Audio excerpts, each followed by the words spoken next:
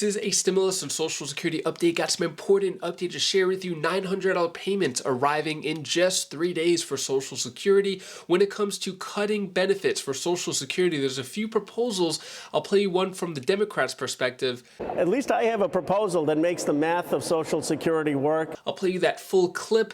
And there is new legislation or a measure introduced by Republican senators to stop the student loan forgiveness by President Biden. Speaking of President Biden, a new poll came out of whether or not he gets support for running again, and I'll give you some other important updates as well. Hope you're having a terrific Tuesday. If you appreciate the fact-based, fast-paced updates, hit the like button down below and subscribe to the channel for more daily, straight-to-the-point updates on matters that financially matter to you. So, Social Security Direct SSI Payment worth over $900 to arrive in 3 days.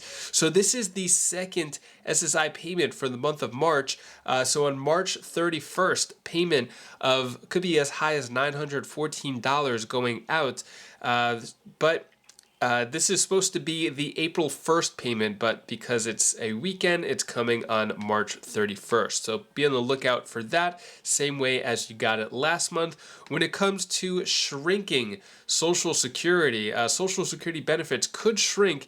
Here's what to do to avoid getting hurt. So Social Security is facing a revenue shortfall that could result in reduced benefits down the line. However, if you ramp up your savings to compensate, you may not even notice that missing money. So basically all it's saying here, as we know, in 2020 or 2032 is when benefits could potentially be cut by up to 24%. It's saying basically have more money in your savings. That's basically the summary of this article right here.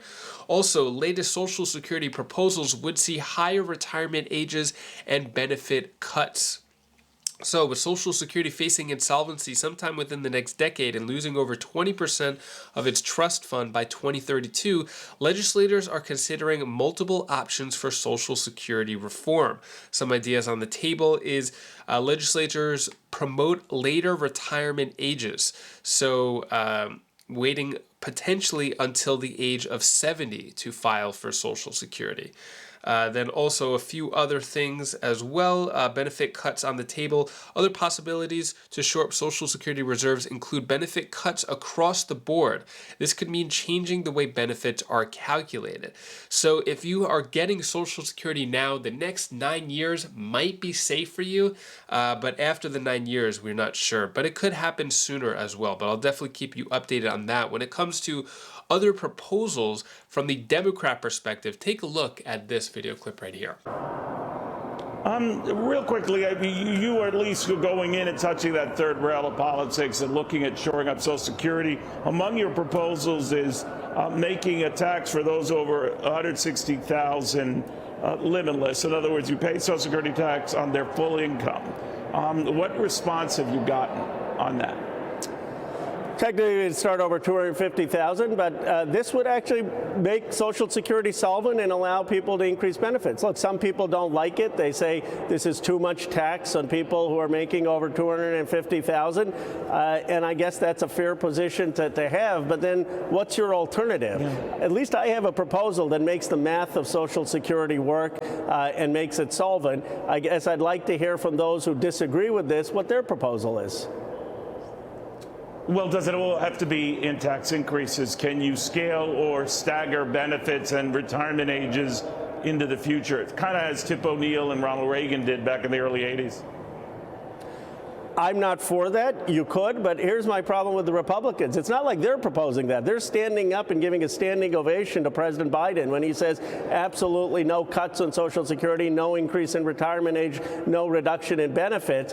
And then how do you pay for that? I'm saying the way you pay for that is scrap the cap and increase and have everyone over 250,000 pay tax on the rest of their income.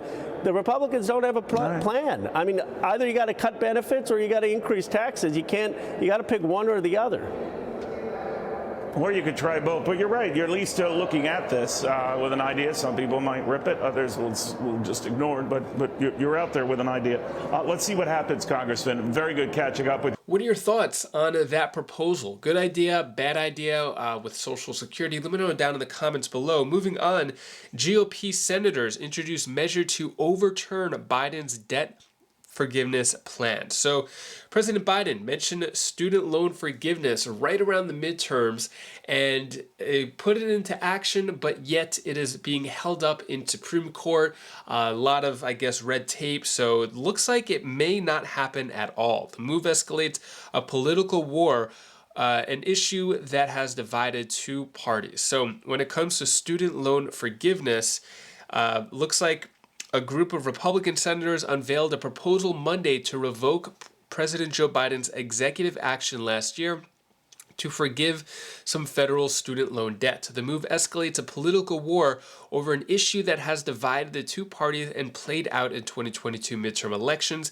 The two-page resolution was led by Senator Bill Cassidy of Louisiana and a few other people, saying, "Where is the relief for the man who skipped college but is paying off his work truck, or the woman who paid off her loans and is now struggling to afford her mortgage?"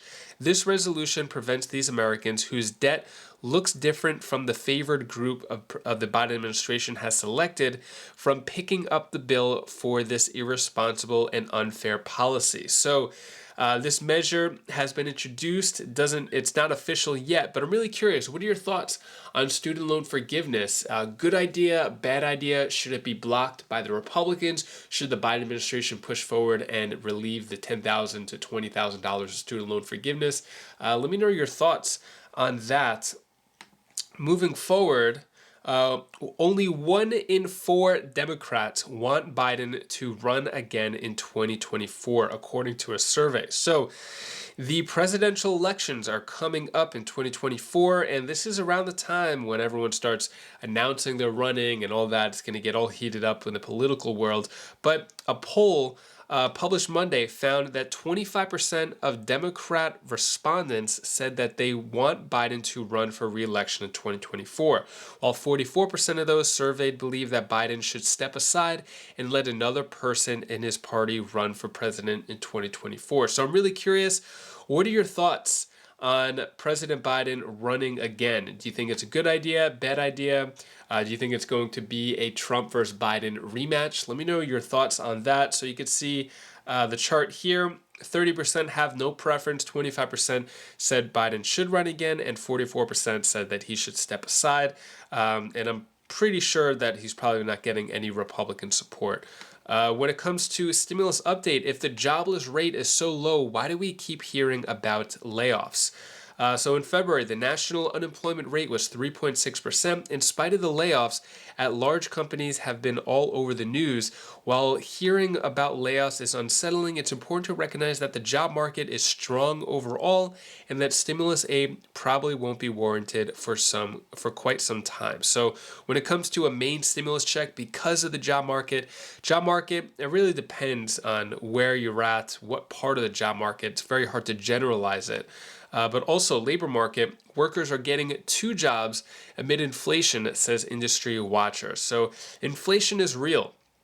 And a lot of people are struggling in the process and trying to make ends meet and working 2 jobs. Let me know down in the comments below. Do you know anyone right now who had to get a second job due to inflation? Let me know down in the comments below.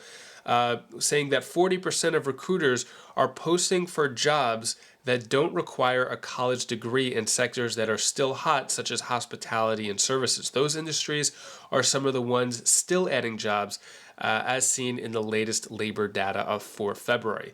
And yeah, that is all the news that I have for you today to hopefully brighten your day a bit. Here's my daughter Bella's tip of the day. Hi, my name is Bella, and this is the tip of the day. Do you know what you should always know to do?